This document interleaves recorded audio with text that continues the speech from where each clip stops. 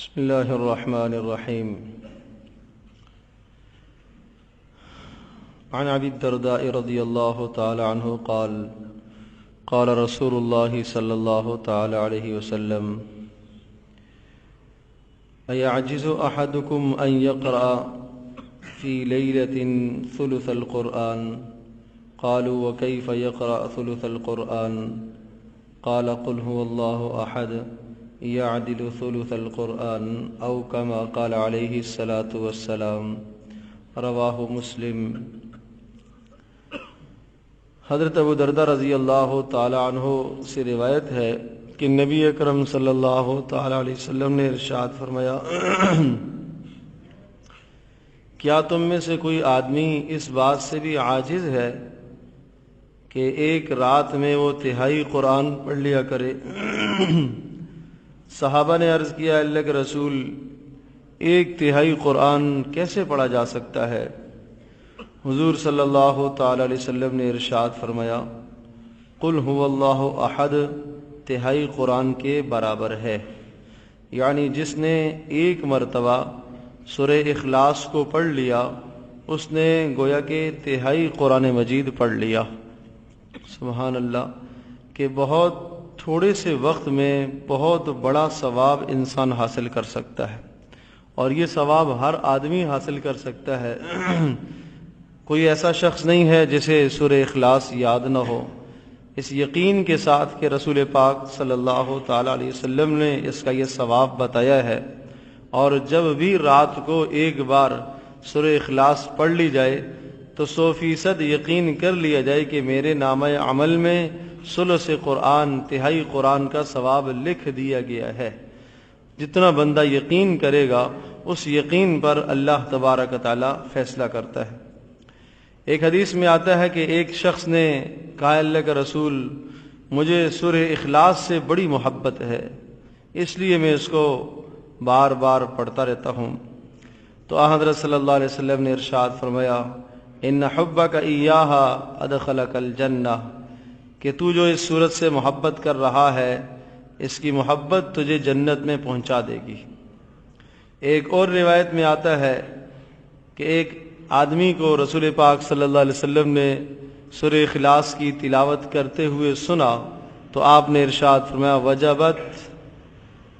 حضرت ابو ہریرہ پوچھتے ہیں: اللہ کے رسول، کیا اس کے لیے واجب ہو گیا؟ آپ نے فرمایا: وجبت، اس کے لیے واجب ہو گئی.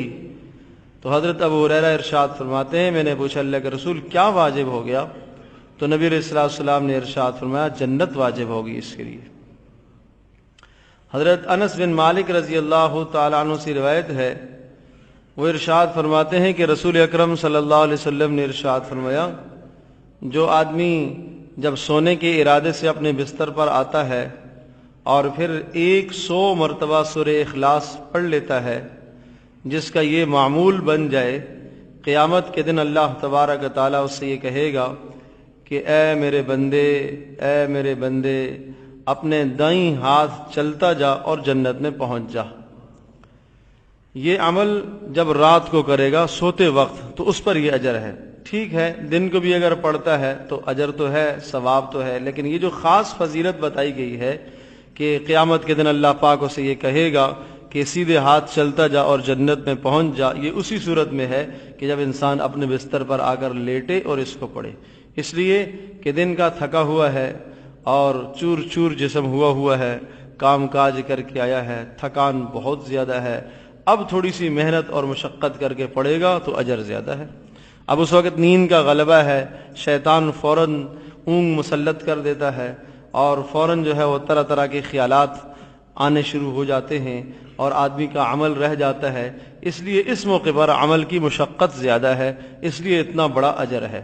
اور ویسے بھی جو آدمی جب بھی پڑھتا رہے تو اس کے لیے اجر تو ہے ہی ہے. لیکن یہ جو 2 باتیں بتائی ہیں کہ ثلث قرآن کا ثواب اور اسی طرح سے جنت کے لیے جو اللہ پاک کی جانب سے یہ آواز آئے گی کہ سیدھے ہاتھ چل اور جنت میں پہنچ جا، یہ اسی صورت میں ہے کہ جب رات کو پڑھنے کا اہتمام کرے. تو میں یہ عرض کر رہا ہوں کہ کتنا آسان عمل ہے اور کتنا مختصر عمل ہے اور تقریباً ہر ایک کو یاد ہے. لہٰذا ہم اپنے معمولات میں سورہ اخلاص کا ورد جاری رکھیں. اور دن کو بھی جب موقع ملے، چلتے پھرتے اٹھتے بیٹھتے کسی بھی جگہ آپ فارغ بیٹھے ہوئے ہیں اور کچھ نہ یاد ہو تو سورہ اخلاص تو یاد ہی ہے، اور کچھ نہیں یاد ہے تو آیت الکرسی تو سبھی کو یاد ہے، سورہ اخلاص یاد ہی ہے۔ آپ یقین رکھیں کہ سورہ اخلاص کے پڑھنے سے اللہ تبارک و تعالیٰ میرے لیے جنت کا داخلہ مقدر فرمائیں گے۔ تو انشاءاللہ جو اللہ پاک کی ذات عالی سے آپ امید رکھیں گے، اللہ پاک اس امید کے مطابق فیصلہ فرمائے گا۔ ہے یہ صورت مختصر سی، لیکن اس پر اجر اتنا زیادہ اس لیے ہے کہ اس میں اللہ تبارک و تعالیٰ کی توحید کا بیان ہے، وحدانیت کا بیان ہے۔ اس میں مشرکین نے پوچھا نبی علیہ السلام سے کہ انسب لنا ربک، آپ اپنے رب کا نسب تو بیان کرو، تمہارا رب کون ہے، کیا حسب نسب ہے؟ تو اس موقع پر یہ سورہ مبارکہ نازل ہوئی، قل هو اللہ احد، کہہ دیجئے وہ اللہ اکیلا ہے، یکتا ہے، اس کا کوئی ثانی نہیں، الصمد، وہ بے نیاز ہے۔ اس کا معنی ہے سب اس کے محتاج ہیں، وہ کسی کا محتاج نہیں ہے۔ لم یلد ولم یولد، نہ اس کا بیٹا اور نہ اس کا باپ ہے۔ ولم یکن لہ کفوا احد، اور نہ ہی اس کا ہم پلہ کوئی ہے اور نہ اس کا کوئی برابری والا ہے۔ وہ حسب نسب سے پاک ہے، وہ ساتھی سے پاک ہے، وہ دوست سے پاک ہے، وہ شریک سے پاک ہے، وہ بیوی سے پاک ہے، وہ بچے سے پاک ہے، وہ والد سے پاک ہے، ماں سے پاک ہے، ان تمام طرح کے سلسلوں سے وہ پاک ہے۔ اللہ پاک منزہ ہے، وہ از خود ہے، از خود ہے، اور اس کی نہ کوئی ابتدا ہے، اس کی نہ کوئی انتہا ہے۔ لہذا آپ علیہ السلام نے یہ بھی ارشاد فرمایا، کبھی کبھی تمہیں شیطان وسوسہ ڈالے گا اور یوں کہے گا آسمانوں کو کس نے بنایا، پھر خود ہی خیال آئے گا اللہ نے بنایا، پھر خیال آئے گا پہاڑوں کو کس نے بنایا، خیال آئے گا اللہ نے بنایا۔ ایک ایک چیز کر کے شیطان تمہارے دل میں سوال ڈالے گا، خود ہی جواب دے گا، پھر یہاں سوال لے کے آئے گا، اچھا اللہ کہاں سے آیا، اللہ کو کس نے بنایا؟ کہا جب یہاں تمہارا خیال پہنچے تو پھر یہ پڑھو، قل هو اللہ احد اللہ الصمد لم یلد ولم یولد ولم یکن لہ کفوا احد۔